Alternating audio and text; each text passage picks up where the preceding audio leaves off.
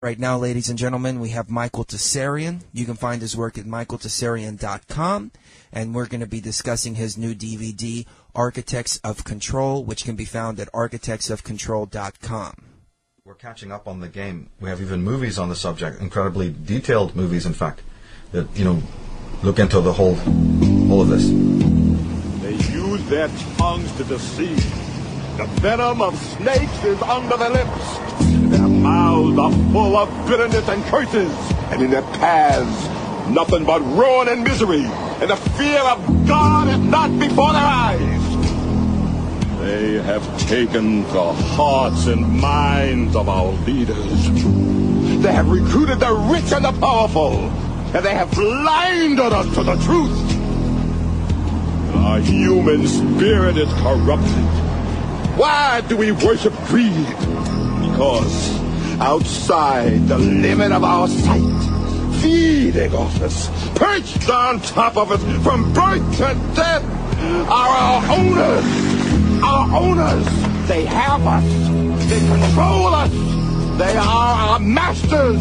Wake up. They're all about you, all around you. Easy to apply nails, pre-colored in 7 luscious hues. Just... Our impulses are being redirected. We are living in an artificially induced state of consciousness that resembles sleep. Oh, goddamn hacker, that second damn night that asshole's cut in. The movement was begun 8 months ago by a small group of scientists who discovered, quite by accident, these signals being sent through... He's giving me a headache. Yeah, tell me about it. Must took the hackers months to figure out how to do this. The poor and the underclass are growing. Racial justice and human rights are non-existent. They have created a repressive society, and we are their unwitting accomplices. Their intention to rule rests with the annihilation of consciousness. We have been lulled into a trance. They have made us indifferent to ourselves, to others. We are focused only on our own gain.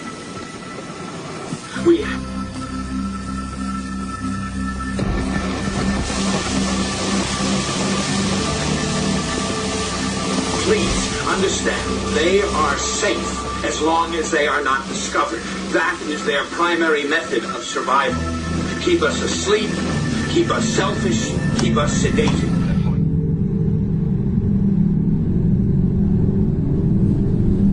All I would say is that we've got to not trust the media stories when any of these, atrocities take place. You've got to really search out and seek out for yourself and not believe what, the mainstream media is telling you.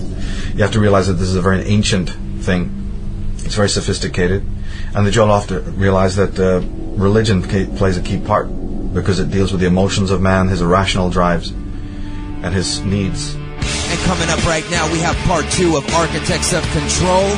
Joining us here is Michael Tsarion. You can find his work at michaeltsarion.com.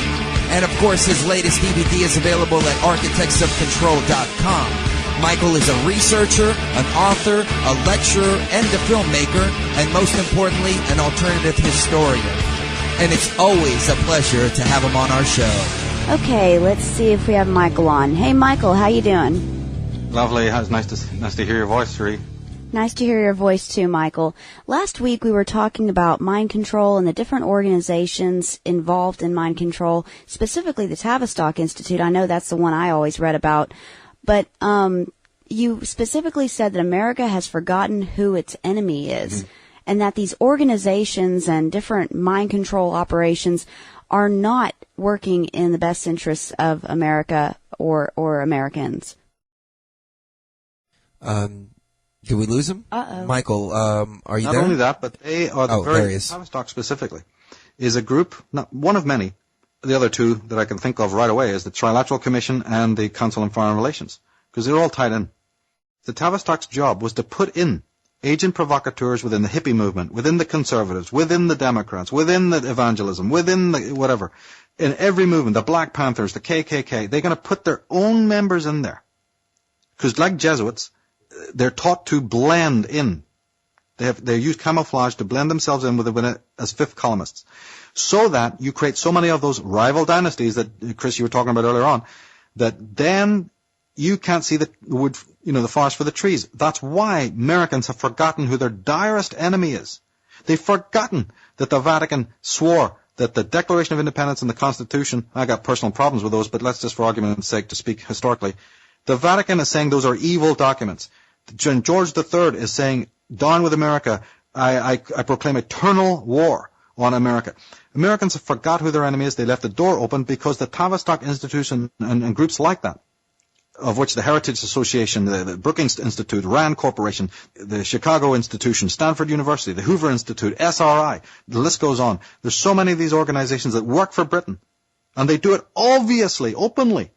Not only the prime ministers and certain of these advisors are bending their knees to the royal families, like Joe Kennedy did, and Brzezinski has done, and Eagleburger has done, and so many other guys have done. If people go to my article, Weapons of Mass Destruction Found, I've got the quotes from these people to show you not only that they were Anglophiles, not only that they wanted their sons and daughters to marry into the British royal family, but that they've even gone over there and received the awards. Schwarzkopf, Colin Powell, endless lines of people, they're traitors to America, going over there and kneeling down on their bony knees to this demoness, because they've done good work, and they've done it since the time of George Washington. I've even got George Washington and Madison and these people, and Benjamin Franklin, also were as agents, not only of the Rothschild dynasty, but of these black Venetian people. And we have the evidence for this now. It's coming out. But as you said, they create so much turmoil, so much broken china in the country, so much turmoil and so much minutia that people get absorbed into that. And that's what this political thing is all about. Just in the same way that during the O.J. Simpson trial, the Newt Gingriches were signing away America's rights, one after the other, every day on the hour, and everybody was just focused on whether O.J. is going to hang or not. So they create a war here. So they create a debacle there. So they create some other weird, thing over there, so that you're blinded, you're not thinking of what they're doing. These rival dynasties do exist, but many of them, these dynastic rivalries, and many of them are orchestrated. The Illuminati itself, by the way, got created from a rival dynasty between two factions of the Catholic Church, or let's more specifically say the Vatican Club, the secret societies, of which there are many. There are actually hundreds in the Vatican, but they had a split. All right, and hold on, I don't mean to cut you off, Michael, but just for everybody who's listening, what we're talking about is the discussion from last week, how you have this one faction and they keep on splitting with each other because they're trying to get control. But, Michael, can you tell us a little bit about why this particular faction split with each other? It had something to do with the fact that the Jesuits had a falling out with other cardinals. Other cardinals didn't like the power that the Jesuits were amassing for themselves. And they suppressed the Jesuits. They literally excommunicated them. They tried to close down the whole Jesuit order. This is within Catholicism. And the Jesuits responded by having to create the Illuminati, whose first job was to fight their own guys. One of its purposes was to help the Jesuits fight Catholic oppressors. So how did the Illuminati go from fighting the Catholic oppressors to where they are today? When a few years had passed, and the Jesuits were back in the control. The Illuminati had to take on, a different sort of a color, because his first purpose was now rendered null and void. They gained back the power after a little dynastic rivalry. Then that passed away, and now you have this beautiful edifice all created, which was originally just for your own purposes to hide behind. Now it was turned to even a yet more sinister purpose. And of course, what do all history books say? Oh, it was Adam Weishaupt, the champion of anti-royalism, the champion of anti-religion. He's going to free us all. In their own paperwork, they're telling you they're anti-royalist and that they're anti-religion. What a lot of nonsense. So when I'm sorry. Go ahead. Oh, I was just going to add that the founder of the Illuminati was Charles de Lorraine, who was the brother of the King of Austria. It was actually royalists that founded and funded the Illuminati. It wasn't Adam Weishaupt. In fact, the last 40 years of Adam Weishaupt's life, he languished in luxury at the King of Austria's royal estates. Wow. How on earth can, as most of the history books and most of these not well-researched people are telling you that this guy was anti-royalist. He spent his last days languishing in luxury in the houses of the royals of Europe, the Austrian Habsburgian kings, like Charles de Lorraine and his brother and their wives and so forth and so on. And secondly, how can they then turn around and say he's anti-papist He's anti-Vatican. When the Vatican never even glitched, it's been going as strong from the 1776 when the Illuminati was created till the present day without even a single blip. Mussolini, if anything. There's been other guys who've done a little bit more damage than the Vatican, not much. And then they're telling us that the Illuminati, if the Illuminati really wanted to have, brought down the Vatican, it would have done it by now. But it's not, because they're all funded and controlled by those same secret societies. So we're basically seeing the rise of the Holy Roman Empire. Never seen the fall of it, as far as I'm concerned. When a thing goes backstage, doesn't mean it's gone from history. It may look. And remember, they're funding all the historians, so the history will appear whatever damn well way they want it to appear. So you're saying that the Holy Roman Empire is going to come to the front. Is that what we're going to see ultimately? Yeah. It's always been there, but they have an agenda, of course, which they live out through time. That's partly technical. It has economics involved in it, politics, of course, the controllership and ownership of the world, partly, the fending off of legitimate. I would say that one of the most important reasons remember I said that the Illuminati had a second purpose after its first purpose was solved?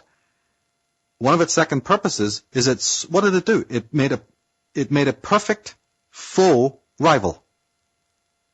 They kept the Illuminati in existence because they knew that if they didn't, true rivals will appear on the street. The real gunman will be calling you out for a showdown. Better fund and organize and create your own enemy. Kind of like the CIA created Al-Qaeda. Precisely. Of course, remember, we were talking about the Muslim Brotherhood.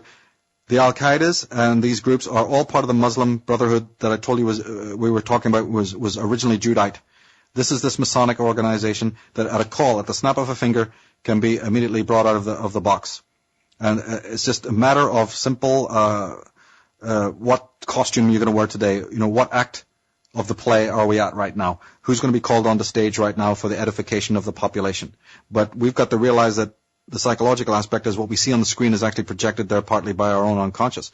But you can never have total revelation or any type of enlightenment without the education first. So mankind is actually getting a chance now to really be educated as the real history of the world it goes on. And that will, as it did for me, take ordinary people into philosophy, into psychology, into sociology, into occultism. Go for it. It's all right. It doesn't mean that you have to jeopardize it. The C.S. Lewis's and J.R. Tolkien's, who were Christians, they were able to embrace it. Why the hell shouldn't the average American? Exactly. If it's good enough for those guys and they didn't have to lose their Christian faith by turning on, then I can't see any problem. Yeah, for our listeners who don't know who J.R.R. Tolkien is, it's a guy that wrote Lord of the Rings. C.S. Lewis wrote The Lion, the Witch, and the Wardrobe, and both are very good allegorical books about Christianity, but using a spiritual angle that's really hard for most modern-day Christians to accept. You talk about the anatomy of consciousness in your latest documentary, Architects of Control. Can you explain to our listeners a little bit more about that? Yes. Never forget that, it starts basically, I think that one of the most important things when you're studying psychology is that it becomes instantly the least objective of study that you'll ever be involved in. Meaning that, say, for instance, just as a metaphor, you were to sit down at a coffee shop one day and read a book on Freud or by Freud or whatever. Just open and skim through, His books are actually quite slim. They're very, very short. You could read one of his books in a day, like Totem and Taboo or Civilization and its Discontents or what have you. Within seconds of reading any psychology book, even if it's written by Freud or Jung, you're going to suddenly have a cold sweat because they're talking about you. You've opened the book to learn about psychology, and your gaze is out on the street and the people you know, and, oh yeah, I'd like to learn about this, how people tick. And within a few lines, within a few pages, guess what? It becomes very, very subjective. Oh my God, I do that. Oh my God, I walk like that. Oh my God, I think of myself like that. Yes, my posture is like that. I do relate to other people like that. Oh my God, I have said that to, my partner. Or my partner relates like that. Instantaneously, it becomes the most subjective thing. Why do you think that is? Because all human beings are identical in one way.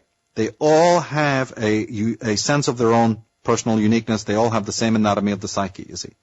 And that image that you have of yourself is very much based on the societies in which you live.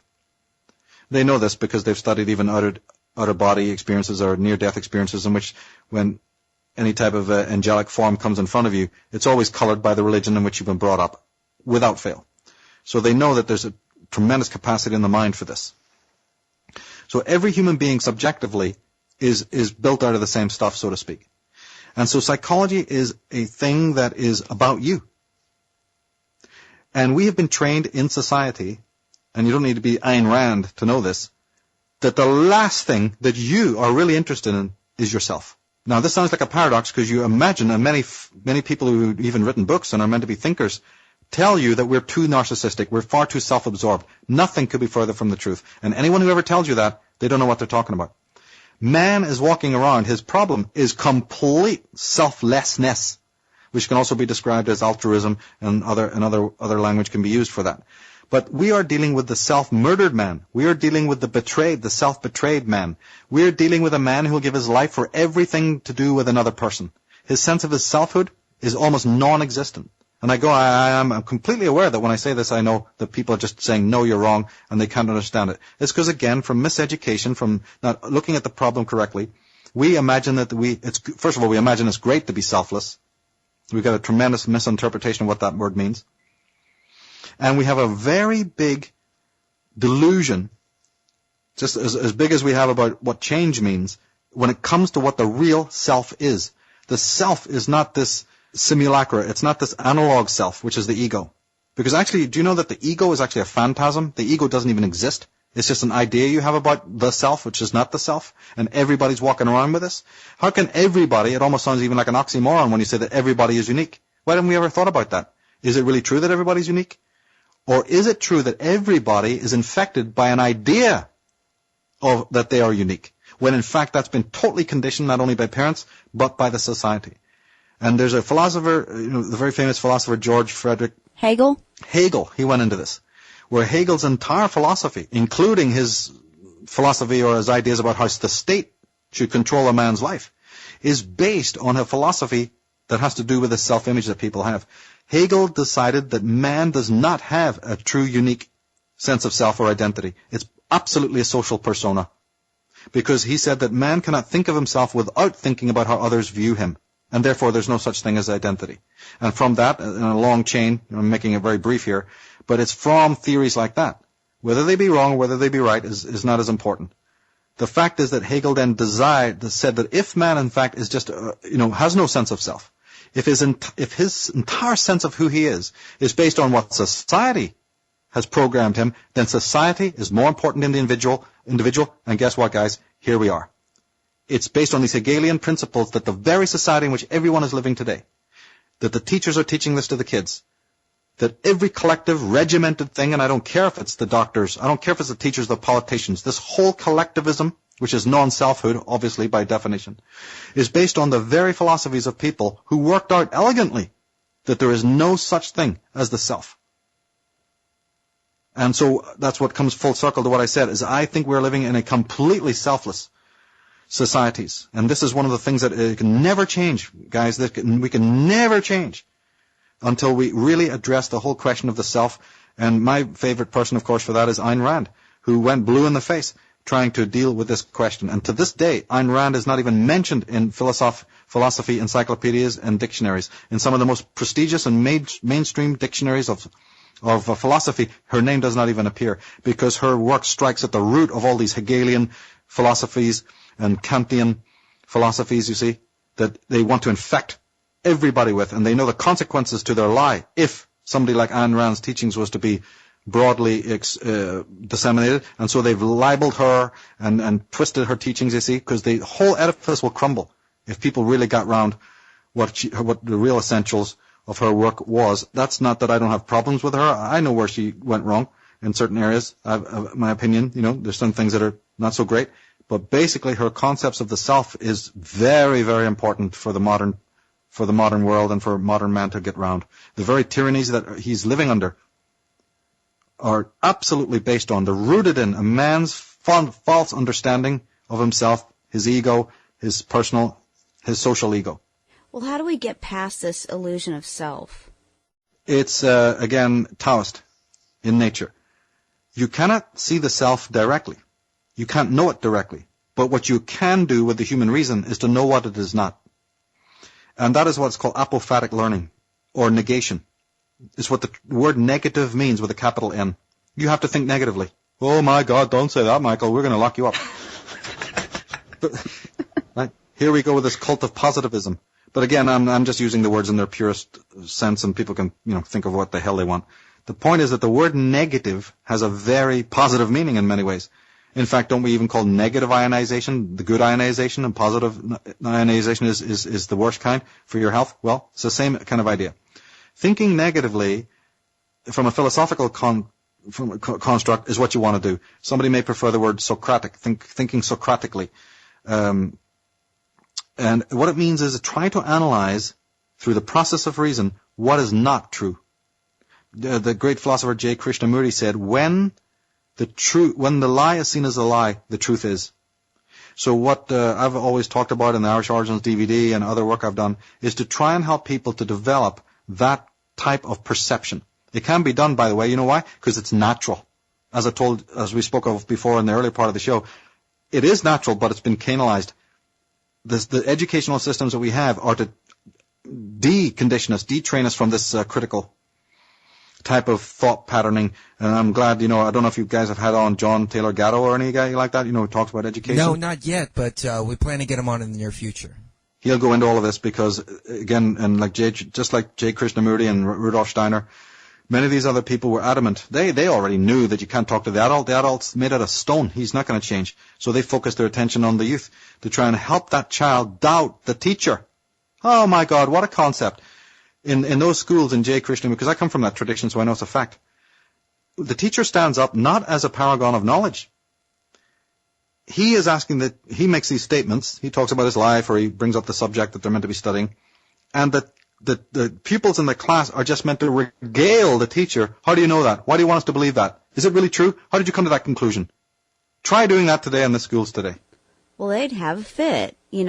That's how the school system works nowadays. They tell you what you need to think because it's what they've been told to tell you to think. And then you have to regurgitate it onto a piece of paper at the end of the semester. And you're going to erase your natural intelligence that might in the back of your mind be saying, I don't think that's really correct. You're going to silence that voice, just like your parents have done, like they have forced you to do. Not all parents, of course.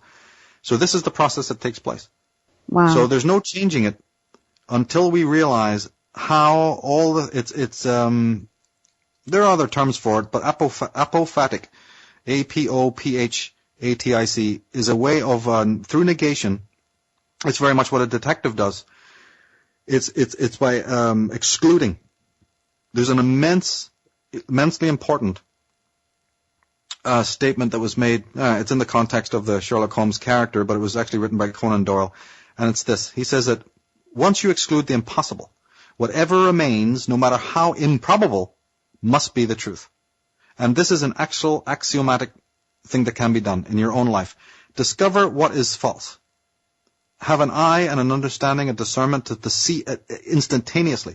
So my ultimate goal, my ultimate movement, whether it's with children or with adults, is to help the child awaken and to even reinforce that particular natural flow. It doesn't need to really be taught at all. It's already in human beings. And I've seen this in children. It's marvelous. It's absolutely marvelous. The natural flow of criticalness. That's what separates us from everything else in the universe is the reason. And reason is critical judgment and, this whole criticism and judgment. And you're using it to analyze everything that's in the world, every belief system about yourself. And then that will help. If you do it to yourself, it helps to erode, just like Hegel did it for himself. It helps to erode that false ego. He just came up with the wrong conclusion. He was so convinced that, your thoughts are collective, that's where he went. But other philosophers could do the same analysis and say, oh my goodness, I see the falsity of this, but that helps me to really realize what the real self is. But you must start the process because it's different for each person. So in other words, the other thing that needs to be understood here is that every form of tuition that I talk about is subjective. It cannot be collectivized. Each person's level of discovery within these models that I'm talking about would be their own form. It would be colored by you, Chris. By whoever is there, it's going to be their own. So in other words, there can't be any A to Z. There's no manual. Therefore, there's really no schooling required, or at least you can have schooling, but not in this totalitarian way that is happening now. Each person's journey to the Enlightenment, there's no path. You make the path as you walk. And therefore, this strikes then at the heart of all institutionalized type of things that are going on in the world today. And that's a big model. That's a very practical thing that people can do. Setting up schools and centers of learning in this particular way with this element is far more imaginative and creative than anything they've got going. And again, if the public wants to do it, they can do it overnight if they want to. I mean, the other system's crumbling under their feet. I mean, they're going to have to find something else to do because the system as is utterly dysfunctional. And again, I love it. Great. Let it pass away. If you see something rotten falling, let it fall. Yeah, don't try to tie a string on the end of an apple and keep it hanging there. If it's going to fall, it's going to fall, Yeah, don't be running over and giving it mouth-to-mouth resuscitation going, oh, we just need you so badly. Right. The fact is, it's destroyed because it needed to be destroyed, because nature doesn't take out anything that is holistic. If something is in order or is in equilibrium, it exists and it remains existing, and if it even changes its form, it'll come back in another great form. If something's in disequilibrium, disharmony, it needs to go. And you know something? The world needs to get back in touch with that Zen, shall I say, or Taoist model. And it's in your personal life, very much so, and extending from there into the society in which you live. The person who has an understanding of that model is the only one who can survive, because they're not going to be trying to cling to the banks when the river of change, you see, is going to take you to a much better place. Wow, that's really eloquently put. Absolutely. It kind of reminds me of kids that grow up in religious institutions or private schools, and they are force-fed information for so long that they don't even know themselves when they finally do grow up. They don't know themselves or the society they live in, and they end up going on psychopharmaceuticals, they end up going on drugs, and they fall apart. And it's really sad. Yeah, it's hard for them to stay inside of that system. I had a problem with that. They wanted to put me on Ritalin. Thank God my parents wouldn't let them. But anybody who wants to think outside of the box, there's something immediately wrong with them, and I think that's a big problem in our society. But it's due to these repeaters. I think David Icke is the one who talks about the repeaters, and these teachers are the repeaters, the professors are the repeaters, the doctors are the repeaters, over and over and over again. Now, I guess the next question that I would pose to you, Michael, is do you think that this is all, are they just victims? Are they working from the inside? Or were they recruited? What do you think about these teachers? These teachers are for the most part, either apologists, 100% apologists for the totalitarian systems of mind control that we're involved in, or they do know better but can't speak up because, again, they got no guts. They won't stand up and do something different. And remember we talked about, especially in context of children, one happier note is that, remember we spoke about earlier that there is an actual element of true rebellion within each soul? Right. And it's in this day and age is when it could start coming out more than it's ever done before and in a more productive way. That's in the kids.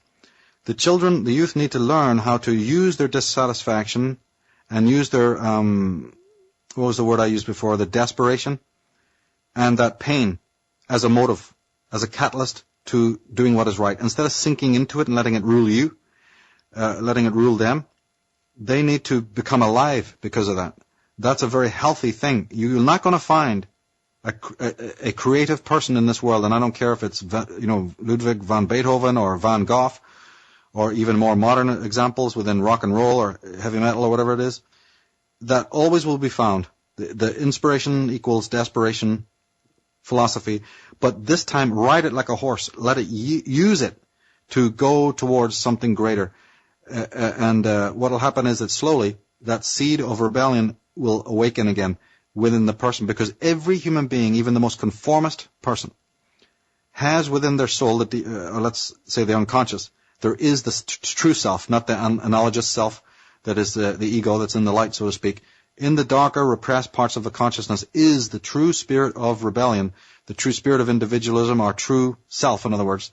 But of course we've repressed it so much it can only talk to us through dreams and all that. And then we do relate to it when it's projected in movies, on the Neptunian screen, because those things are projections of the unconscious, partly created by our masters who know how to alleviate and expatiate and exercise these things so we stay under control, but not all of them. Some of them are created by people who desperately want us to awaken, and those are the great masterpieces that we love, both in painting and in music and in art and film and all of that. Some of them are legitimate statements of true existential freedom, and they're relating to that spirit of rebellion. So we never must ever lose faith in that within the true deepest psyche of man there is a spirit of rebellion, but as soon as it awakens, it has two forms of rivalry.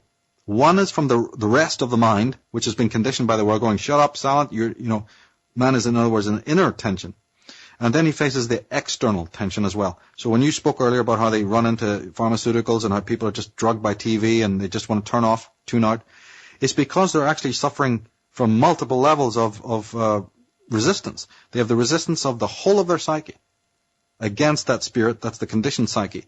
They're then suffering the external version, which is more correctly called suppression. So they have repression from within their own being, the forces of repression, and they have the forces of suppression from the world outside. That's a lot to handle. And therefore it's not surprising when you look around at the world. So when I look around at the world, I never feel any form of pessimism necessarily. I maybe do with a small p, but I don't really feel it with a big P, because you'd be mad to. This is been by design. I've studied how it happens, and therefore it's not surprise to me that I see this happening and men doing to themselves what they're doing, And once you've seen the levels of self-sadism, because remember, the repression is a form of violence. Repression, another word for repression, is violence. It's self-violence. Psychologists call it masochism, or I would like to refer to it as self-sadism. When you truly see the level of violence that a man or a woman commits to their own self, nothing in this world can then, horrify you or surprise you when you see external versions of it in the outer world. It's only because there's no police or prosecutors or judges that you call when a man is murdering himself. Right. There's no justice at all in the external form. We only have learned, again, here we go again, one more lie, one more form of conditioning that works on the human mind is our misunderstandings of violence. The greatest violence that man does and has ever done in history is to his own self. That's the province of psychology. So earlier, Chris, when you were talking about what's the message of psychology, one of them, a handy thing to learn, like a rule of thumb, is for people to really focus on how violent they are to themselves. I went into this in the web stream 2012, The Future of Mankind, about how every day we're saying, I'm not tall enough, I'm not smart enough, I'm not good looking enough, I'm not rich enough, I'm not spiritual enough, I'm not this enough, I'm not that enough, Again, why? Because we're contrasting it, just like Hegel said. We are always comparing ourselves with this person, that person, and they're doing the same to us. And this whole stupid fiasco has been going on for centuries. And the sole result is that people are just hating themselves. When you hate yourself, you're not a self. You do have narcissism, which ultimately is a form of self-hate. But just like we talked about earlier, man has no sense of his self. This is the prime datum. This is the fundamental fact. This is the fundamental common denominator, is the narcissist, the malignantly narcissistic self, the ego, the analogous ego, the social persona, if you want to call it that is standing in the place of where the true self should be. If man's inner republic is that messed up, then till the cows come home, you can try to replace the furniture, you move the furniture around in the political Titanic as much as you like. You can come with the greatest thinkers. They can line up in front of the king. You can have every kind of, version of politics, democracies, republics, tyrannies, oligarchies, plutocracies, timarchies. You can have the whole gamut. And you can have them for thousands of years. And you know something? It'll be the same bloody lettuce, tossed up in 100 different ways, and it'll taste like crap. It's not going to change.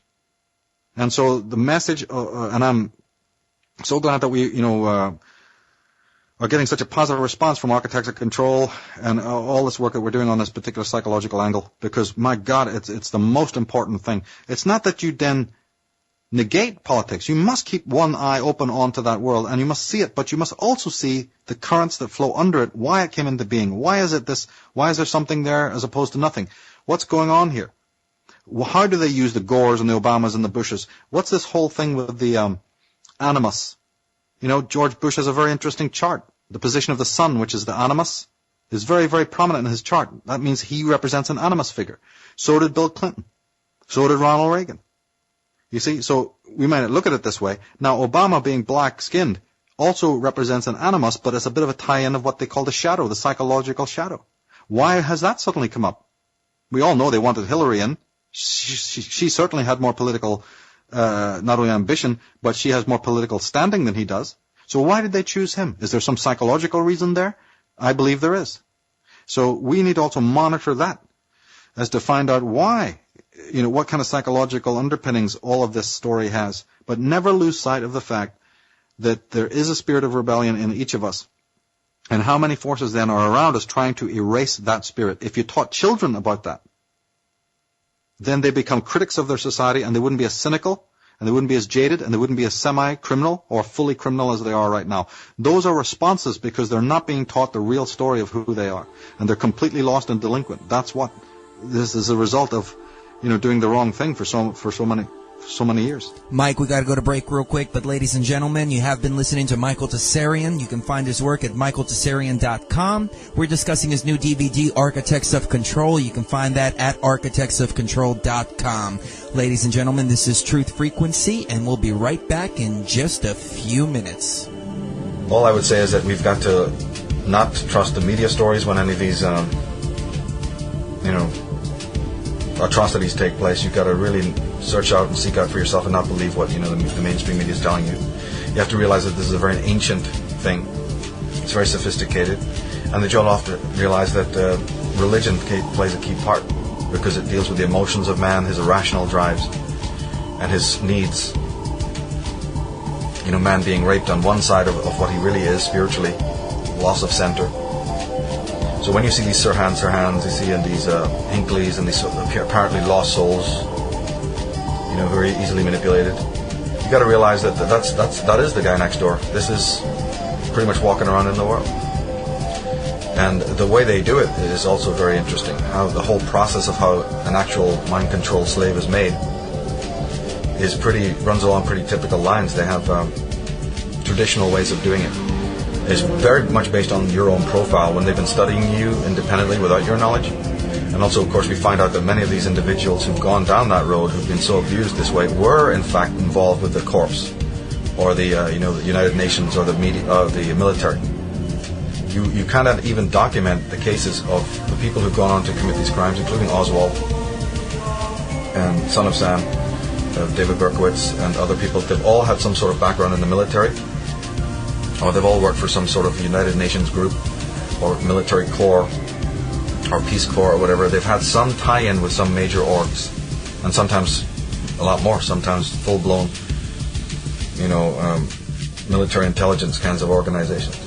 And we even know that the conspiracy movement and the New Age movement is infiltrated by these people. There's all sorts of levels on this, all the way from the spiritual level, with religion affecting your mind and disempowering you in order to control every action, every thought you think, all the way down to this more street level, mind control, where kids are recruited from school because teachers who are in the pay of these, think tanks observe the child, observe their spiritual tendencies, observe their introverted nature. Because you'll always hear the same refrain. It's a very, very common refrain, which you pick up in Mark Hinckley, because he specifically was a virtuous man, actually. And his crimes were born out of a virtue that was manipulated. His virtue was to save the young from all the pestilence and evil that he saw that was rampant in the adult world.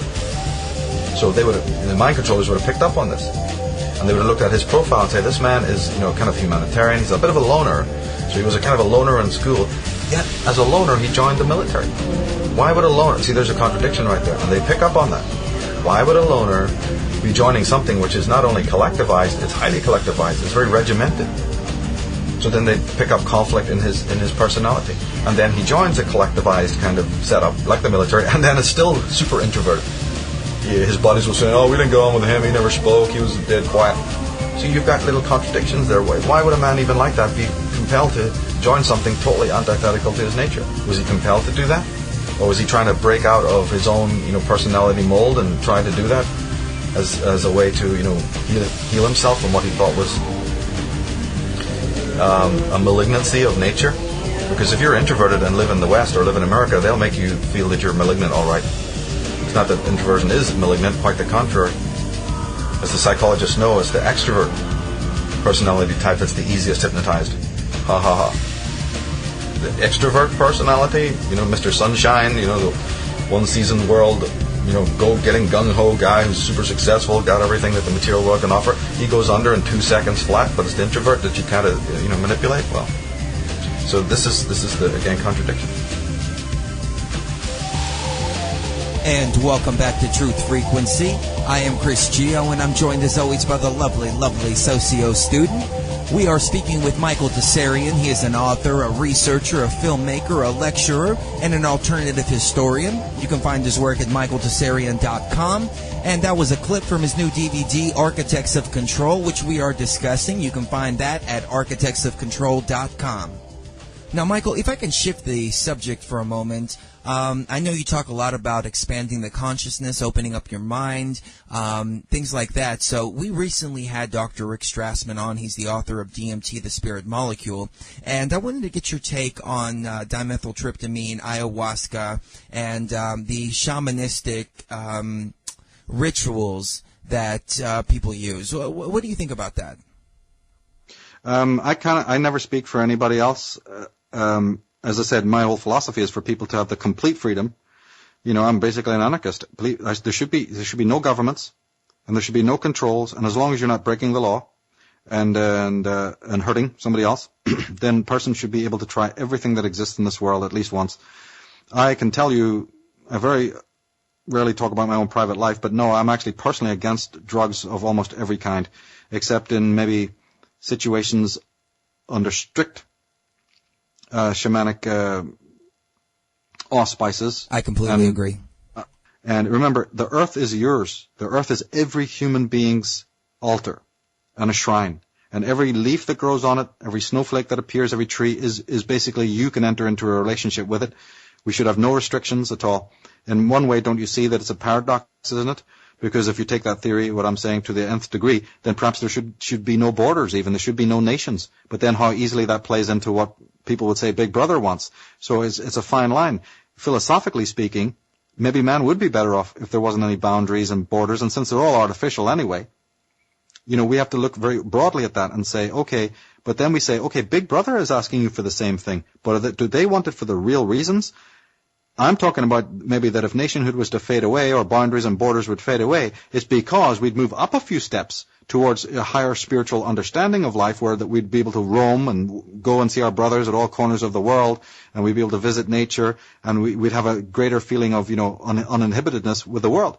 Big Brother is telling you get rid of nationhoods because they want to box you into something even worse than that. They want a global slavery grid. Yeah, definitely. Yeah, and exactly, a global incarceration, but they have to sell you the carrot of turning down your nationhood. But then we talk about spiritually, so it's an ongoing debate. I believe that spiritually there's a lot to be said about perhaps, we shouldn't have the borders and we shouldn't have, the restrictions that we have, but that's only coming from a vision of this impediment that we have, where otherwise you need passports, you need lots of money to even just simply walk from one country to the next, And of course that's reprehensible. But again, sometimes, Jean-Jacques Rousseau may be right. You may have to trade off some of your freedom, your personal freedoms, for the securities and the benefits.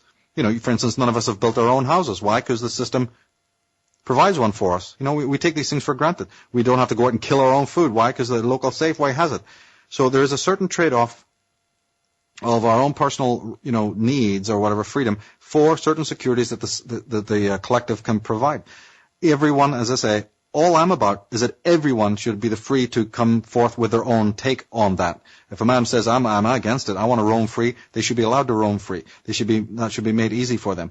If somebody goes, no, I love nationhood, I love my race, it doesn't mean I'm against other races, but I love my traditions, and I want to preserve them, they should be given the right to do that. So it's just about every single person being given the voice. I completely agree. We do need that global shift in consciousness, but, it's kind of a paradox. I mean, we're never going to get to the point to where people want to take the responsibility to be free. We're never going to get to that point to where people say, okay, this is my life. I don't need a big brother. I don't need a police state. I don't need a nanny state. They won't grow up. Well, the original Republican idea, as you well know, was, and certainly Ayn Rand has got this at the forefront of her philosophy, is that you should have government, but it's extremely small and it's only to prevent crime. Right, that's definitely. how we feel as well. Absolutely. Yeah, and I'm for that. And that can be sort of the Native American Indians have what's known as the reservation police. Yeah, they act more like a social filter for when people hurt other people, there's someone there to correct the problem.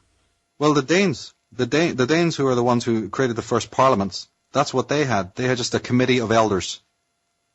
There's a thing called the Panchayat, which means the 5 elders in the Sikh religion, where elders will meet in the center. I think they still do it today in the Punjab. 5 elders called the Panchayat, 5 judges will get together to solve any little measly dispute that breaks out, amongst the villagers or what have you, right? And there can even be, sentences and all of this kind of thing. It can be very much built based on the very same systems we've got today, which is with a 12 jury and all of that. There's nothing wrong with that. But again, it's become totalitarian, hasn't it? It's become a bank, just like Jordan Maxwell has pointed out about a million times. The judge is a banker. He's officiating not for a plaintiff and a defendant, but for a creditor and a debtor. That's what we need to get rid of. Yeah, I mean, that 5 elders thing would work out great, except for the fact that the New World Order always comes in and then pays off all the elders. Well, that, of course, in a truly awakened, In a truly awakened world, that wouldn't happen. No, and remember, it's almost like a game of Russian roulette. If it should happen at this point in time that the world does overthrow the tyrants, I don't think tyranny could ever rise again in the same way. It might try, but it's not gonna work. So there's something really critical at this particular age. So when people talk to me about 2012, that's what I'm talking about. And my take on 2012 has always been psychological and philosophical. For instance, the title of my show, the title of the DVD presentation I did is called, I don't know if anybody's ever noticed this, it says 2012 Where History Ends. It doesn't say when history ends. Right, it says where history ends. Yes, absolutely. There's many reasons why I did that. It's because I don't believe in whens. Time is an illusion. And it's so much an illusion that because the Taoists and truly mystical people do not accept time because time imposes a limit on change. This ties into my theories of science. Remember, science is purely collective like religion. No one scientist, by their own definition, can have the full utopian vision of where they're going with all of this technology.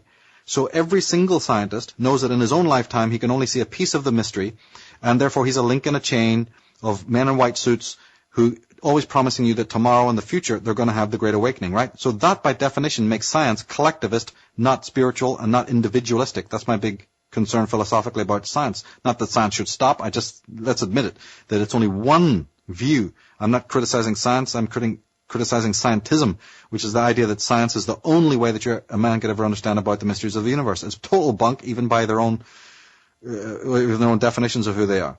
Secondly, time is a perception of that analogous ego that we talked about. The ego and what it does is rooted in time. The self is not, because the self is aligned with the unconscious, which is the deeds and activities and memories of the whole of mankind from day one, which is out of time, isn't it? The unconscious within you operates in a sort of non-time zone. In a timeless way. Yes, because remember, and to prove this to people who find this impossible to grasp, is think of a horse. Instantly, a horse has just appeared in front of you. If I said, bring in a horse, my God, it would take time. Somebody have to go and get one. They'd have to wheel it in front of you, which it means it has to cross a distance. It has to go at a certain rate of speed. It has to cross a certain space. And it also takes a damn bit of time to wheel a horse in front of your face. But if I say, think of a running horse, think of a white running horse, think of a dolphin leaping out of the water, instantly you're thinking of it. So the real mind is instant, relatively speaking. So that is where the real gnosis of knowledge is, and that's the type of cognition. Now, they promise you that with a technical world, a virtual world where they're trying to tell you that tomorrow, just by putting on a pair of sunglasses, you'll have the whole data bank in your consciousness. This is utter nonsense, of course. It's just their way of carrot and sticking you to believe in their world order situation. But 2012, where history ends, is because that is individualistic. When something begins, when something ends, I am a person who believes that the place that you're in, because that's where you're standing, that's where your physical body is at. How many times have people often said, well, I remember exactly where I was when JFK was shot? Or when 9/11 happened. Right, or 9/11, right. What do they say? Let's take it really slow here. They don't go, well, I remember when I was. They go, I remember where I was. I'll never forget it. Mm-hmm. They always say, I remember, and that place becomes almost sacred to them. You know? Right. The day your girlfriend dumps you, you'll never forget that place where it happens. Now, as long as you live, you'll walk around it the next time that you go there, right? Very true.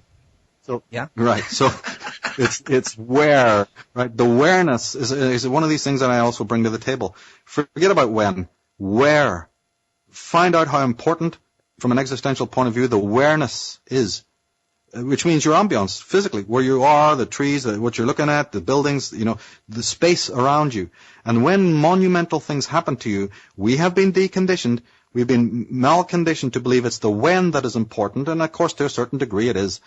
But much more important, more eternally important, more important to your true self is the awareness of it. Awareness is vitally important. There's even a form of astrology, by the way.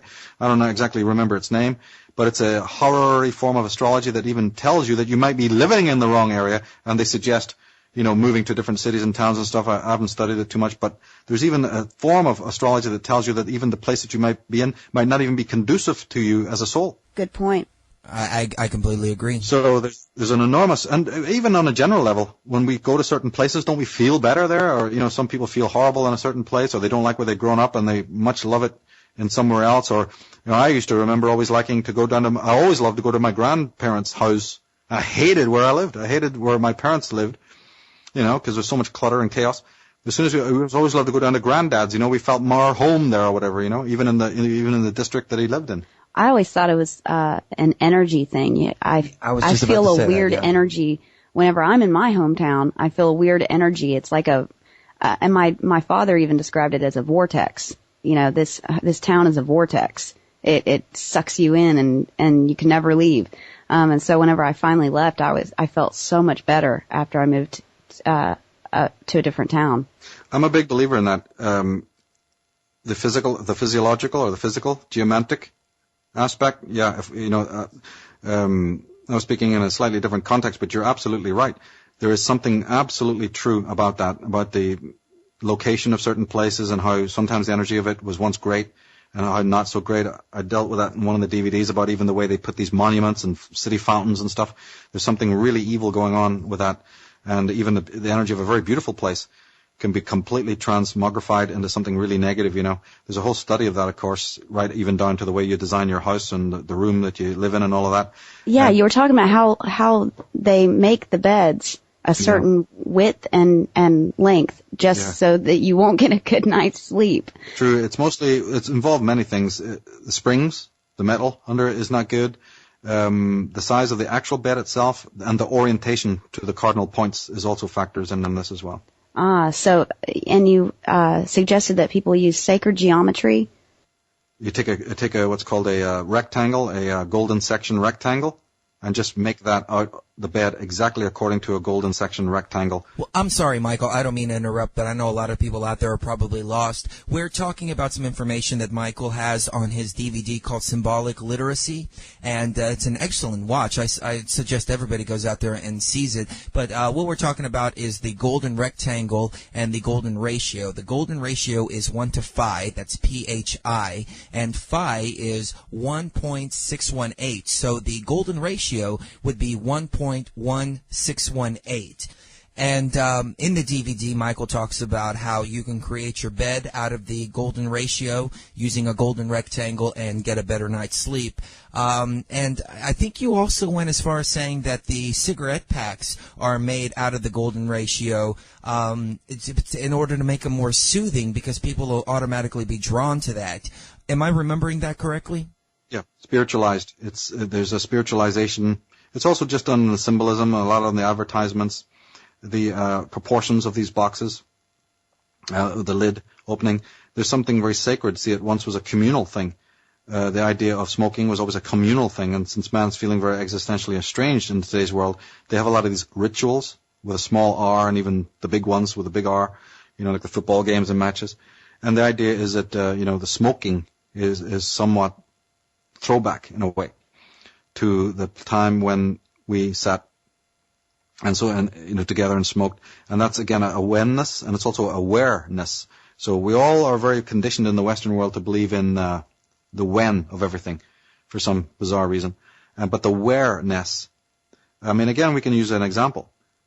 Every day that comes Monday, the week just rolls around.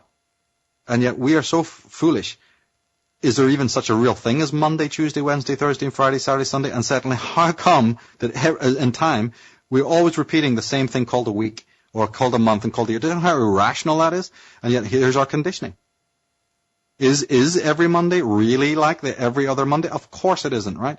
So, every Monday is something unique to us. It doesn't matter what language you call it in. If you really saw through that, you'd realize that every day is unique. You have less than 70 summers to live in your life. 70. Some people have less. Lucky people have a bit more. That sounds very few, doesn't it, when you think about it? And yet we go in and do this ludicrous thing, imposing this whenness, which is, again, as I said, an extension of the ego in order to make the ego feel secure. But the eternal part of you, that imaginative body of you, doesn't have anything to do with whenness, or only to a very, very small degree. It's the awareness, which is the psychological state to be in when you're thinking about the stuff of your life. Awareness plays an enormous role, as much or if not more. So that's what I did as a tweak. 2012, where history ends, in order to throw people off, to say, I'm not even talking about Mayan calendar. I'm not even talking about so much of a time chronology type thing. That's, to me, not really what it's about at all. It's about awareness, because you are the only one who can occupy that awareness. Whenness is collective. Everybody occupies the same time. But you can only occupy that space in which you happen to be standing, where fate happened to move you. When you heard about that great thing, or when you heard about that news, or when you heard that your, sister had just given birth to a baby, or, a friend of yours got married, or a person healed from a serious disease. You're not thinking so much about the when at all. You're remembering where it happened, at least on a subconscious level you are. I completely agree. When we remember a situation, we actually picture it. So you're right on the money with that, Michael. We are speaking with Michael Tsarion. We're discussing his latest DVD, which is Architects of Control. This is Truthfrequency.com, and we're going to take a quick break. And while we're on that break, why doesn't everybody go to ArchitectsOfControl.com and pick up a copy of his new DVD? We'll be right back. I'd like to thank everybody for being here in these strange and mysterious times in which we find ourselves in this country.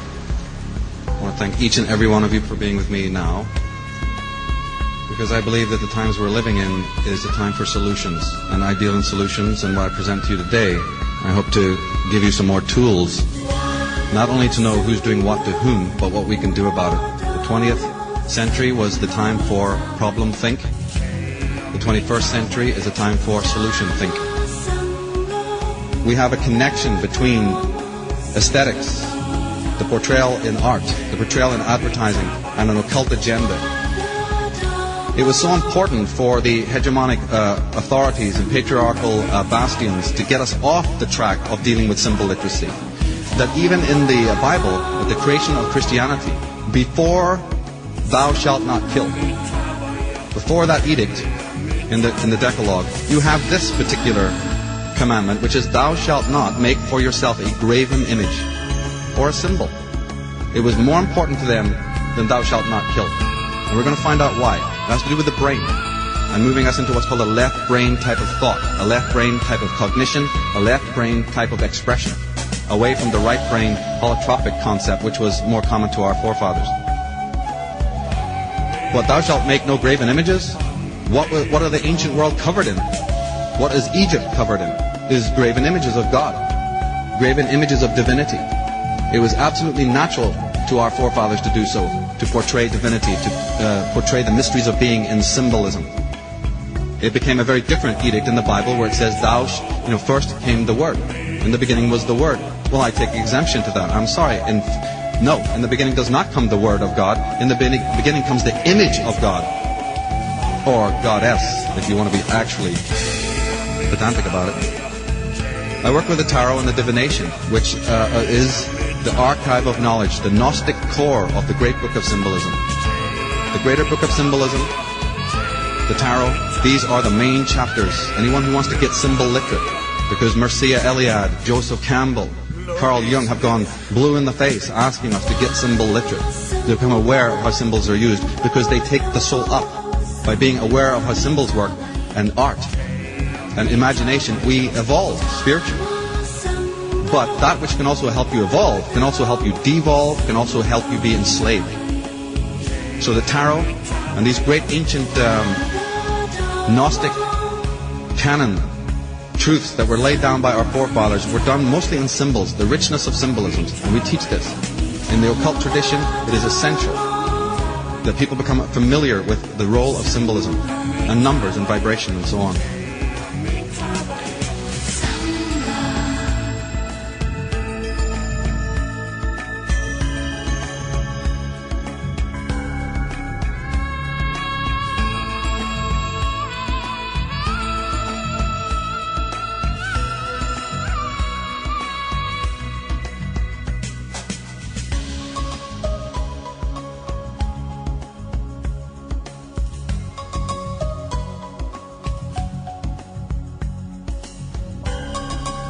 And welcome back to Truth Frequency. I am your host, Chris Gio, and I'm joined as always by the lovely, lovely socio student. We are speaking with Michael Tsarion. You can find his work at michaeltsarion.com, and we're discussing his new DVD, Architects of Control. You can find that at architectsofcontrol.com, and I have to say that it's one of the most phenomenal films that I've seen in the past 10 years. And I've seen them all, ladies and gentlemen, so I recommend that everybody goes out and gets a copy of Architects of Control. Now, the clips that you just heard were from one of his presentations about symbolism, and you can find that at his website, michaeltsarion.com. And, you need to go back and you need to listen to everything that Michael has to say and pick up every one of his DVDs, because the information inside of there is just invaluable. I mean, it's amazing how he can just go on and on and on and on and dig so deep. It's incredible. But I know he's a very humble gentleman, and he doesn't like it when people talk him up like that, even though he deserves it. And like I said in the first broadcast, he's got to be one of the most underrated researchers out there, because he is a foundry of knowledge. Now, Michael, if we can get back to the interview, I really liked what you said in that clip about don't make graven images, and how the ancient world was just riddled with symbolism, and how they are keeping us illiterate to symbols. Yes, absolutely. And don't forget that we don't even need to go into any of the kind of, fringe stuff we've been talking about. The Bible itself, the book of Mark, the book of John, the book of Revelation, and then the apocryphal works that all biblical scholars acknowledge and accept. Bible believers don't, but Bible scholars do. All of those books, the Gospel of Thomas, the Gospel of Peter, they're all talking about that man is the living God. He's the living temple. What I can do, you can do also and more. All evils come from within the human breast. Everything we're talking about the sense of self, can be found in the official documents, in the official works of the great scholars of the Bible. St. Augustine, I've written an article, it's on the Michael Tsarion website, called Disciples of the Mysterium. I have quotes from St. Augustine, that talk about man's selfhood, and that is the prime datum. And yet here we have a religion that gives you one Decalogue, meaning 1 Ten Commandments you must follow, one church, one God, one Jesus, and one heaven. Don't we realize that that's collective? What could be more cookie cutter than that? You believe in this set formula, you do it exactly as everybody else does it. Here's the church, here's the Jesus, here's the God, here's the type of worship we demand of you. And when you all go to heaven, we're not talking about everybody's individual heaven. We're talking about one heaven for all, right, people? That is collectivist. That's what I'm saying about looking at all the factors that don't sound right and don't look like they are truth. My God, that doesn't look like truth to me. And then you see the same thing in the science world. where they're telling you, oh, well, one scientist, not even an Einstein, of course, by their own definition, could really know all the mysteries of the universe. Isaac Newton said, at the end of his life, he said, I feel like a boy who's been walking on the beach, turning over pebbles while the whole ocean of the mystery lies out there in front of me. So the Newtons, the Einsteins, all will tell you themselves that the reason is not enough, a single human life is not long enough, there's an infinite things to know, but we only have one lifetime to know it in. And I go screeching to a halt at that point. I go, stop! What did you just say? You're telling me the philosophical truism that there is infinite things to know, but only one life to know it in? And that you're even saying that reason, although it's a great thing, is not up to the job? Okay, that seems to make sense. I hear what you're saying, because now I have the voice of the Taoist in my other ear saying, we told you that. And then I turn to them and I say, yeah, but well, quickly repeat it, because this is huge. What do you believe? And the Taoist goes, well, we've been telling you that. There's infinite things to know and one life to know it. Don't you think that that's a paradox that would stop you in the middle of the street and go, Jesus, I think I've been had? Obviously, it implies that time and mind is not enough, because the kind of mind that you're using, by their own definition, by their own principles, is not enough. The length of your own lifetime is not enough. And you don't need to be René Descartes to point that out. It's obvious. It's an axiomatic. Therefore, we now have to open our minds to listen to what the J. Krishnamurtis and the Taoists and others of that ilk are saying, where they're saying, oh, yeah, you can know all there is to know, but you're not going to know it through scientism, and you're not going to know it through religion, because those are based in time and they are based in collectivism. Collectivism means it's not about you individually knowing anything, it's about the species. Scientism, because it's again in the future. That is why the Taoist has nothing to do with collective movements. He's got nothing to do with what other people think about it, or groups. He's only there to dialogue with the individual, or speak as an individual to say, there must be some kind of mentation, some kind of rapport, some kind of communion, in which man can know all there is to know in this life. Because if in fact we buy into what we've been told by the world, that no, you can't, then there really ultimately is no purpose for life at all. We have to, as human beings, realize that there is the possibility of knowing all there is to know in one lifetime. If you don't come from that as a precept, then I think we are doing severe violence to our own self. It doesn't make any physical sense. It doesn't make any mental or psychological sense to even be alive then. So obviously we know, like we said earlier, find out what doesn't ring true. Well, now we've known from just this little few words that science is not true and religion is not true. We've come a long way in just a couple of sentences. Now we're open to say, well then, since I know that, let me go and explore then the dynamics of that, to find out maybe there's some other kind of mentality, some other kind of a communion.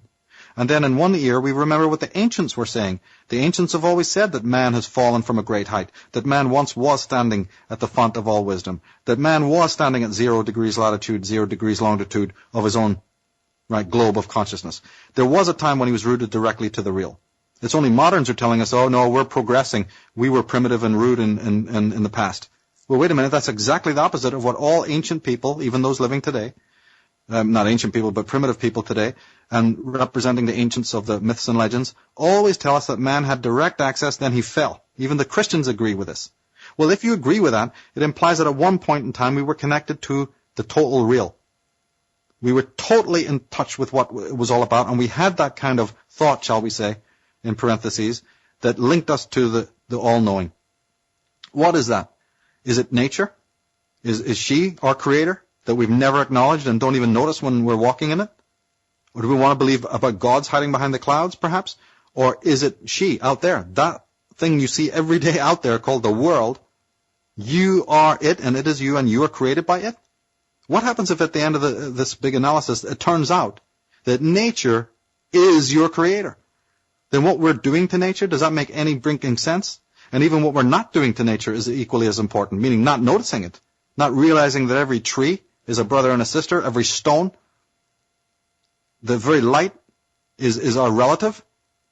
My God, we're living in a total absence of being, like the great philosopher Heidegger said. We are living in he called it thrownness into the world. Jim Morrison also used in Riders on the Storm, because he was into philosophy, and he knew this word thrownness means is a famous term from Heidegger, said you're thrown into the world and you're fallen into the world. You're not awakened. And you're not only not awakened, but the world, the language of the things of the world, you've lost, you've forgotten. You're like a radio frequency that's out of frequency. You're like a detuned guitar. So the things of the world, the very song of the rocks, the stones, the mountains, the sky, you're no longer hearing it like your ancients did before. There's no communion anymore, except through dreams and a little artistry here and a little, musicianship there. But on the whole, man himself has lost his roots. The Native American Indians have said this till they're blue in the face. The Druids taught this. The animal shapes of Egypt. Why are all the gods with animal heads? Why does the word neter, which meant God, also mean nature in Egyptian? Because they understood the theriomorphism that used to be, before the religions, these evil Luciferian religions arose, worshipping the sun with Akhenaten, and man becomes the most important thing separate from nature. He thinks nature is separate from him. And then with that comes the massacre of female Wicca tribes and all that modality of thought and slaughtering the animals and brutalizing nature. And then we give ourselves over to the science and religion that I've already proved is false. And it's not me. You go to the Heideggers, go to the Schopenhauers, go to the Nietzsches. They're telling you, they're pointing it out. The contradiction anyone can work out in 5 minutes. You have infinite things to know, but you can't because you have a short life. Then something must be wrong. And that then draws your attention to the fact that time is not your friend, and that the thinking patterns that you're using now of the ego are also not up to the job.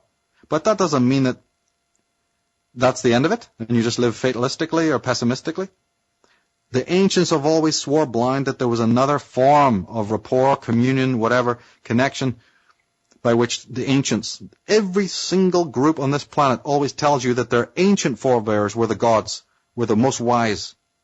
It's only the modern age that says, no, we were primitive and we're going. Just give us time, please give us time. Tomorrow science is going to work it all out. We'll live in the perfect, indestructible society, secure, safe, bright, clean, and there'll be no illness. And we buy into this rubbish. But without even realizing that even if those promises are true functionally, that's fine. But you're promising something collective. What's that got to do with my individual beingness? I can't wait. I've only got one life. So by buying into this thing, we're doing something very dangerous, right? You and I, and 3 of us here, are looking at the roots of mind control, the roots of tyranny. Right. When we buy into that, we are actually disconnecting ourselves from our own source. They say that involuntary slavery has been forbidden by all constitutions of the modern world. Yes, but the smart men know but voluntary slavery is perfectly legal. Well, this is what we're talking about. And this is a version of what we're talking about. If you take the hand of Lucifer, don't tell me then you connected to God. You can't have one or the other. If you disconnect from yourself because you've been lured over here, you might think you're going for this carrot. But what are you really doing? And the whole world has done this. And now the East is doing it. The Buddhists are doing it. Everything's contaminated now because they're into this. There's the Dalai Lama even talking rubbish about, I believe in genetics. I believe that we need to heal all, everything, and all this malarkey that's coming out of his damn mouth now, which is utterly against the tenets of Buddhism. In Buddhism, one of the most powerful statements is Sabhe Dukkam, everything is sorrow. And there's the blinking head of the Buddhist order, the Dalai Lama, telling you, let's have the happy drug. He's dialoguing with scientists in America saying, I can't wait for the happy pill. Everyone should be happy all the time. You goddamn charlatan. The Buddha himself said that Sabhe Dukkam, everything is sorrow. And when you're in touch with that pain and that sorrow and that desperation, that is what turns you on to the meaning of life and the finiteness of your life. It's a strange quirk of human nature. Maybe I would wish that it didn't exist, but it is a strange quirk of human nature that you need that sword of Damocles over your head. The philosopher Heidegger said it's called being unto death. Kierkegaard talked about it. When you realize the finiteness of your worldly existence, every single second is taken appreciatively and with great magic and great lucidity. Ask anybody who's dying of AIDS or ask anybody who's had a major sickness and disease and they'll confirm what I'm talking about. It's only when the threat of mortality is in front of your eyes that life becomes infinitely precious, and that's the same for all men wherever they are in the world. So how dare these stinking false religious charlatans be trying to take the words out of the great minds and the great teachers and then turn around and offer some other fake precepts to the world. What an audacity, what a vulgarian, and what a travesty on the memory and graves of the great saints that have lived in this world, that they should turn their teachings into this type of travesty. And everyone just sits there and smiles with this big Californian Folger smile and think, this is lovely, wonderful, holy.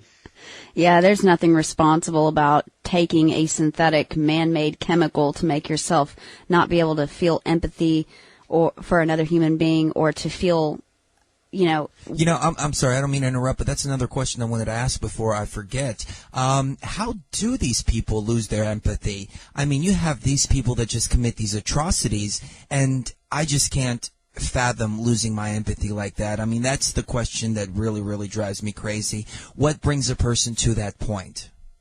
There's many answers to that, but let's keep it in context of what we've already talked about in this program. Remember we spoke earlier about the nature of the psychopath and how they never take responsibility because they're never wrong? Right. It's linked to that. Empathy only exists in a rational mind who, as you say, can put themselves, do unto others as you'd like them to do unto you. What a super beautiful, elegant theory, Socrates, to harm another is to harm oneself, and he included nature in that. Aleister Crowley, who said, those who murder another murder themselves because any vibration awakens the similar vibration else outside of itself. So all magicians, all mystics know that. What has happened to the person who is inexistent, who doesn't have the empathy, is that they are not coming from the self. They're coming from the ego, which is, as I said, a phantasm. It doesn't exist. Or in more psychological parlance, they're coming from what's called malignant narcissism. Narcissism is a very misunderstood term. If you read the great Alexander Lowen, who wrote a book, he was a disciple of Wilhelm Reich. He wrote a book called Narcissism, and it's one of the top books ever written on the subject. And he defines narcissism as self-hate, quite the opposite of what we would imagine. The self-hating or self-murdered person merely creates a veneer for society to continue the approval rating. As we said, it's easy to do because the social persona is, after all, based on how other people see you. And knowing this, the narcissist is sort of left off the hook.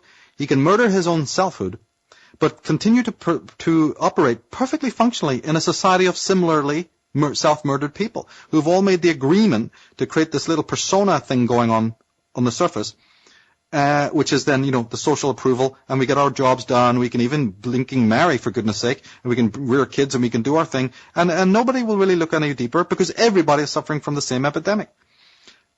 Those who are sane, who see this carnival, this act, this dance macabre, know that underneath that skin, underneath that veil, that mask, there is no actual empathy because the person has disconnected the cords to their own heart. That person is what's called schizoid. The schizoid person fears their own selfhood. And in fact, full-blown schizophrenics even talk about voices in their head. Those are not demons. That's the voice of like you and I have normal thoughts in our heads. That person has now become so what's the proper word? Disassociated from their own function. This includes the sounds of their body and the voices in their own head, which we call normal thinking process, thoughts and so on. That person is a stranger within. It's like two broken mirrors reflecting each other's brokenness. That's what a fully schizoid person is, when most people are halfway there. So this person has, of course, no empathy because they've got no emotion. The self-murdered person is actually an emotionally dead individual.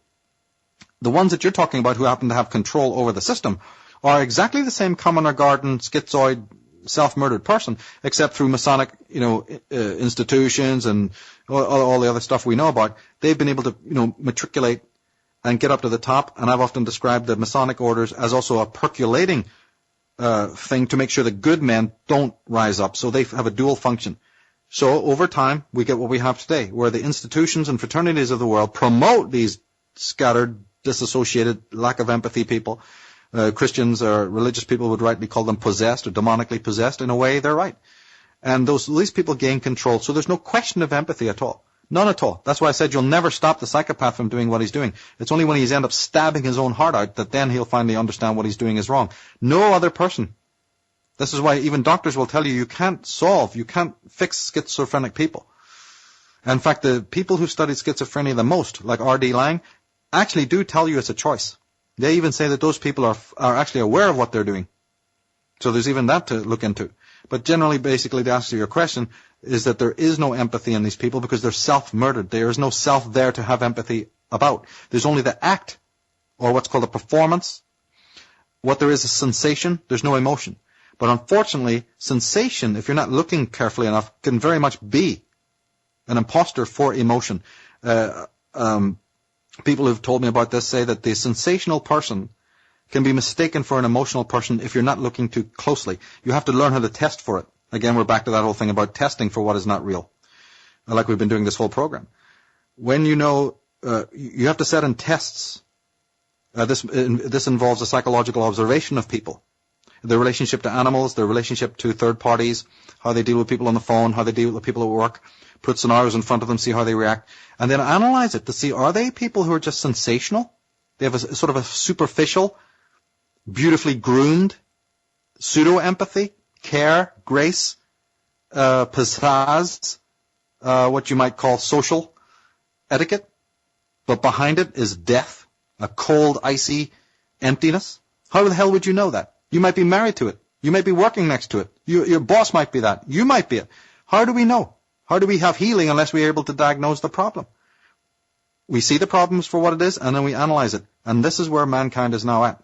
Because the people who are running the world are self-murdered. It's psychology all the way, with only, sociology and politics being evil twins that have, come out of the same blinking, horrible tomb. Right. Well, I was a student of sociology for several years, and I remember it felt like, for a while there, it felt like I was studying the devil, because, they find out all these little things, all these little life events that can screw up somebody's whole existence on this planet. Things that happen to you to make you go crazy or make you, leave your family and things like that. And they feed off of that kind of stuff, and I just couldn't even stand it after a while. Well, the kind that we're taught today, the kind that we're taught today is filthy. Because remember, it's as man as a machine, remember? Right. Now, you see how it becomes a feedback loop? If the people who are running the world, and that includes a lot of teachers, and the people that even we meet in daily life, mayors, police chiefs, whatever, if they are if they fit the psychopathy that we're talking about, well, then it becomes a feedback loop, because the theories that they come up with, sociological, psychological, and other, become as empty and vacant and materialist as they are. So you see how valid psychology is? Because psychology colors the world, and that world then colors you in return. And after hundreds of years, that's why we end up in this weird sort of situation that we're in now, because the man who is vacant, the man who's got psychological problems, and if he is a Hegel, or if he's a Schopenhauer, or a Nietzsche, or whoever, or Leo Strauss, unfortunately what happens is, these people's philosophies, by having scripted it, and then these things are put into application through the universities and think tanks and whatever, we start living their nightmare. Their theories account for a world in a mechanistic, filthy way, like Bacon and Newton and all of these people. And for every one of those guys, you've got a really powerful person like a Nikola Tesla, a Walter Russell, or a Wilhelm Reich, standing in the shadows, whose work never gets known, for all these basically demon-possessed creatures whose teachings do infect the world milieu. And then we believe it, and then it becomes a feedback loop. So, yeah, there's other types of sociology, like Pierre Clastres, for instance. I don't know if they ever taught you Pierre Clastres and when you went to sociology school. Mm-hmm. These are the ones who've got the, great teachings. Yeah. But they're not going to make a paradigm about that. They're going to want you to see it in this mechanical, dry, cold, sterile way, because that's the kind of system, that is being brought into being by this hierarchical infestation, this parasitical type of thought processes of what's happening in the world today. Now, Michael, if you don't mind, we're starting to get down to about 10 minutes in the broadcast, and I've got a lot of email questions that I promised people I would ask. Unfortunately, ladies and gentlemen, we won't be opening up the phone lines this evening, but we will be asking your questions. So let's see. John from San Francisco, he wants to know if you've done a Terrascope reading for 2010, and if so, what did you come up with? Not in so many words, kind of, like a semi thing. You can do it with America very well because America has the date of birth. But to tell you the truth, I haven't thought about it for so long I couldn't even remark on it. I have to really go into my notes because right now we're filming the DVD and traveling a lot. And my whole consciousness is sort of on that and some of the latest projects we've been doing. There was some interesting stuff, but I know I would misquote it. The only last thing I can ever remember is we were talking about the planet Pluto moving into the sign of Capricorn, and that will cause an enormous amount of upheaval because they're so antithetical, and I did talk about that a couple of times in public. And there's a 2012 page on my forum. People can go there to get a bit of a heads up on that. But specifically, other than that, I can't see too much. Of course, there are some good, interesting predictions about 2012 itself, and the fact that the sun will be, aligned with galactic center, 0 degrees Capricorn. But again, it's a subject I love, but right now I'm not in the space to talk about it. All right, I've got one more question. This is from Scott from Wisconsin. He wants to know if they found the bodies, and I assume he's talking about the bodies in Iraq of the Anunnaki that are allegedly buried there. What do you think about that? Oh, that thing, yeah. I don't want to talk too much about that, but absolutely, that's a huge part of this, yeah.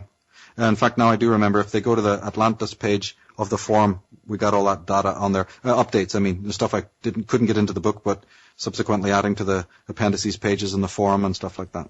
Now, I've had several people email me this question, and people were asking in the chat room last week. I just didn't find an opportunity to bring it up. But what do you think about the blue lights in Norway? I got a feeling that's... First of all, it's well known that in northern Russia and Scandinavia, they've been doing these kinds of things for a long, long time. There's witnessing of this going back even centuries.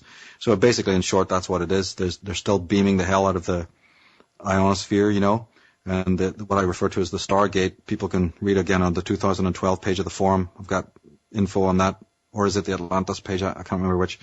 But yeah, people need to get that factor in as well, that there's all this alien agenda thing where they really are working on the sky through HARP, through ELF, through radiation, through chemtrails. It's all tied into this whole alien thing that I talked about in the Atlantis book about trying to vacate the planet. And this latest thing in Norway is a classic case of that. It's totally man-made. So are you still researching Atlantis and the alien agenda, or is that something that's been pushed back to the back burner for now? No. Everything I'm doing, in fact, we just did a massive update of the Atlantis book this year. In fact, that's one of the stressors in a way, is that everything I'm doing is constantly being updated and renewed and constant new research. People know that through looking at the appendices pages on my websites, stuff I could never add to the books because they become so voluminous, stuff that's been sent to me from all over the world. Half the emails I get, you see, are people who are contributing. They're sending a lot of incredible material. I can't even tell you the amount of amazing stuff that have just been sent even in just this 1 week from people, regarding runes or the secrets of numbers and language. People think, like you're saying, you think I'm all intelligent and stuff. Man, it's collaborative. It's collaborative. It's about everybody got a piece of this, then they send. It's like I've become a collator and a broadcaster. It doesn't all come from me. It's coming from all over the world. From Croatia, South America. We've got people from Norway and Sweden. We've got people from Russia, England, and Ireland. It's all over the world. Iceland, you name it. There's people from all over the world sending you information about how they see it, and some of it's crucial. I got people from Spain giving me the history of the Basques. We've got people like Alan Wilson, the great scholar, the megalithic scholar, the history of the true history of Britain, post the Christian era, of course. Then we have the David Livingstones I was talking to you about the Muslim Brotherhood stuff. How do you think I heard about that? Is through listening to his interviews and picking up his book, and I think that somebody sent me that. So, it's a collaborative.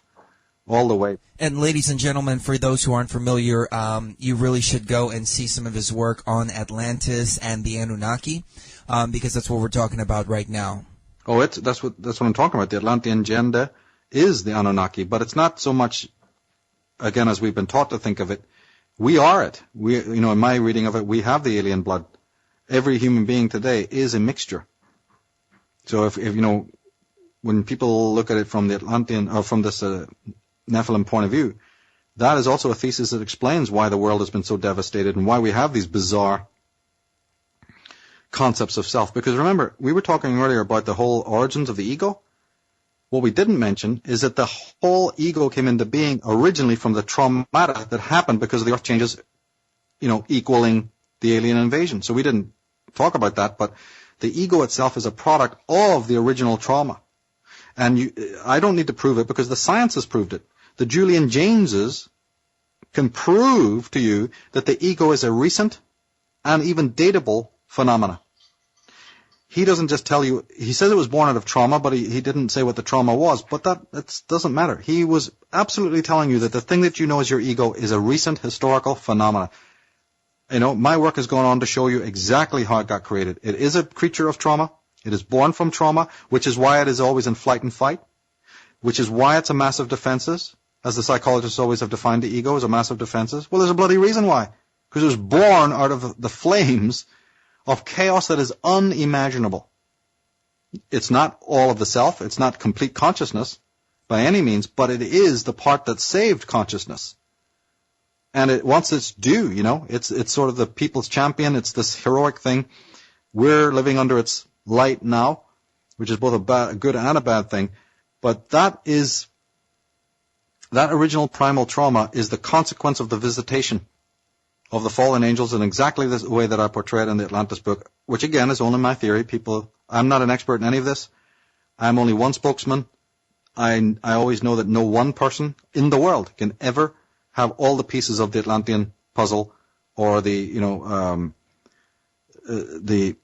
other things that I'm interested in, like the Irish question. No one person has all the answers. I completely agree, and that's why I'm always saying you need to listen to every researcher out there and take the pieces of information that best work for you. Like Michael just said, not everybody's going to have the answers. But Michael, I don't mean to switch the subject, but we're running short on time. Can you tell us what you're working on right now? We're working on now filming part 2 of Architects of Control. It'll be a multi-DVD, multi-disc film again.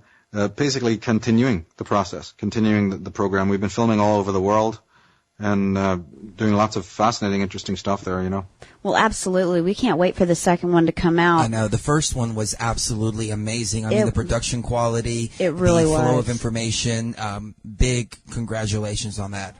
I appreciate that a lot, and certainly Henrik does, because remember, it wasn't planned necessarily that way. It came about very organically, because sitting down with them, it could come out in 100 other ways, It's the same like with my Origins and Oracles.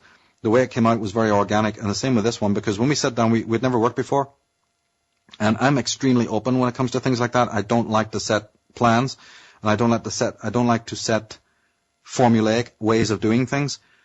I like to keep it as organic as possible so that the actual creative process takes over. So sitting down with Henrik and Frederick was really good because they work that way as well. One might want to call it a very, feminine way or a certain very stream of consciousness way. So we had all these ideas, and I had sort of like one idea of how it should be, and we wanted to fuse it so that it was a documentary, but at the same time it was film-like, and yet even do more than that, make it like a rock video musical type of thing. So we had lots of these ideas. And so it was just sitting down and doing it and filming it, and it came together in the way that it did, without anybody's, Well, the way you made it mix the left and right brain together with the imagery and everything, that was just amazing to me, and it really was helpful. That's right. And I couldn't believe it, because remember, my part was short. Then Henrik was coming back with, what he was doing with the music and the cutting and the editing. Because the thing was all over the place. He put it into the shape that you see it. And, of course, there was a hell of a lot more. There's always more than less. So there was stuff left out as well, of course. But when I couldn't believe it, he'd bring me these sections. And I go, man, more. This is great. It felt like Roger Waters in The Making of the Wall. It's like, yeah, let's see more of that. That's brilliant. And suddenly I just loved the shape it was going. And then, we wanted to... it sort of took its own form. It took its own shape. And we let it happen. And we had incredible positive feedback as well. The opening scenes also was the snow had fallen, and we all got up at 4:00 in the morning and went out, and couldn't believe it. It was the day we were meant to go out and look for the location to do the opening scenes. This incredible blanket of snow had fallen, and the city was deserted. So it was almost like, hey, the gods have made it this way. I mean, They've shined down upon us. Yeah, it felt like that. So we went up to this big building, which I'd chosen, and like the staircase and stuff. And because it was like, I had Nietzsche in mind. There's this book he wrote called Thus Spoke Zarathustra, which the sort of prophet comes down from a high place to the low place, kind of thing. And we like our openings to always be like that, where there's a sort of a descent, not of me, but of, the gnosis, like a waterfall. And so there was this series of steps. So it's like the knowledge coming down. Yeah. It's just a powerful motif I've always loved, and this wonderful place had this, narrow staircase, and then it came down another staircase and another, and so we wanted to go there in the morning. So we're all like getting up, and I had to wait for them to arrive with the camera equipment. walk out, and what do you know? The whole place is just covered in ice and snow, and it made it look like so clean and sterile and so evocative, and we just couldn't believe it. So that's again, exactly what y'all were going for. Yeah, exactly. And even the river had been frozen over, which made more lights and more color and stuff. So, I mean, you couldn't have wanted for, it just felt so faded. And that means that you're not actually the one then doing the work. You're just sort of like an instrument putting it together, but there's some other higher force working through all three of you to put the thing together. That's how we felt. And it's exactly the same with this one. You wouldn't believe how this year's been. You know, we're not hurrying or anything because we know everything works in its own time, but the feeling of the people we've met, the people that have come across, the ideas we've had, is all fallen into flow, so it makes it such a beautiful experience, because you have always heard that there can be horror stories, you know, in the making of something that even turns out to be beautiful and well loved, and yet they tell you that the director says, oh, it was one of the worst experiences of my whole life. For us, it's the opposite, and we like it like that, because we don't want to present to the world anything that is like just put out there mechanically or for any lower reason. We want it to be an extension of who we are and what we're doing in a very free-flowing and easy way. Right to the last scene. I mean, if something crazy happens and we've got to dump this, we'll do it, and we'll do it happily, because we're not going to present to the world something that's an inauthentic expression of who we all three are, you know. And Michael, real quick, can you spit out your websites for everybody out there? Oh yeah, just go straight over to the Michael Tsarion website, and the 10 other websites or whatever I got are featured there. There's links there. The forum is there. The forum has the pages we were talking about. The What's New page, which is what I'm doing up to date. The War on You page, which is a lot of valid links there. Enlightenment page and Magic page has a lot of psychology links there. And I guess the architectsofcontrol.com link is there at the Michael Tsarion website. The Disciples of the Mysterium article and all the other articles I've done on the occult history of Ireland and that one we mentioned earlier, the weapons of mass destruction, they're all on the Michael Tsarion website. Just click on Next and it'll take you to those. So everything that we've got right now is there. And if anyone wants to hear the interviews and webcasts that are free that I've done, they're on the What's New page of the forum. So they can head over there, and there's a lot of great stuff there for them. It's always updated constantly as well. Well, Michael, thank you so much for coming on the broadcast. I got to say that I can sit here and talk to you for hours and hours and hours, but unfortunately we have to wrap it up. Is there anything you want to say before we do? Me? No, except thank you so much for the time. It's great to have the time because, again, people offer me half an hour here, an hour there. What are we going to do in that time? So, talk about the weather or something? Well, Michael, I can talk to you for 6 more hours. We can air it next week if you want. Well, I'd love to do it again, but, for now, I've got to get some sleep. But, again, big thanks to both of you and very good questions. It's really a big relief as well, to have educated hosts. It's marvelous. Thank you so much. Wow. Michael, thank you for that. Thank you for acknowledging that we have been paying attention, because I know there's millions of people out there paying attention. And together we can change it all if we just change the movie and stop yelling at the movie screen. Ladies and gentlemen, that was Michael Tsarion. Once again, michaeltsarion.com. His new DVD is Architects of Control. You can find that at architectsofcontrol.com. I am Chris Gio. Say goodnight, Socio. Good night, Socio. And we'll see you every Thursday, 7 p.m. Central Time at Truthfrequency.com. With the renegades, castaways, outlaws to the game like Thomas Paine was. They masquerade us. Who's to blame us? Now set to explode like a hand grenade does. No peace to cease the police to show peace. Unleash beef, no belief, peace. Underneath the beast it lies dormant. Forced to use force, taught to use caution. Tossed to the ground like a subliminal blinded. Like KRS-One, cause I'm criminal minded. I run with soldiers amongst the vultures. Now you're under control, cause you do what they told you. The front lines now, we're living the battle. Slowly I walk through the valley of shadow, and there's no man that's gonna keep me down. To the thief, to the king when he snatched the crown. We're burning down the watchtower. Burning down. Plowman, dig my earth. Plowman, dig my earth. Burning down the watchtower. Plowman, dig my earth. Plowman, dig my earth. Yo, how many stars need to fall before we learn to burn the hype out and put your lights out? From sitting here thinking like who's the wiser, then I act like Chuck D and fight the power. Who would have thought we rush the watchtower and shower the game with acid rain every hour? Devour these corporate politicians in office that keep watching you from satellites in orbit. So hold your breath now, walk the front line. The streets are a battlefield, there's wars of gold mine. Sent to confuse you, here to abuse you. Jokers strategically placed to amuse you. So tell me who knew these thieves would fool you. Too bad none of us act like we used to. sight. Come on. Burning down the watchtower. Burning down. Plowman, dig my earth. Plowman, dig my earth. Burning down the watchtower. Plowman, dig my earth. Plowman, dig my earth. They run into a dream and they can't run faster, but I come through to cut the strings of the puppet master. Break the chains, unleash the rage, smash the padlocks and get out of the cage. Now we're on the run and we can't escape. It's like everywhere you go, you get caught on tape. The eyes are watching, they're looking for you. We walk under the radar, they took us for fools. They wanna beef up security, bring more heat. I pull a NWA, man, fuck the police. Now I'm the bad guy, on top of the list. Getting followed by spots cause the government's pissed. Uncle Sam's fingers shaking like no you don't. Holding Heist Click down, I know you won't. It's freedom of speech, so I'm using it well. There's no heaven on earth, so I'm bringing the hell.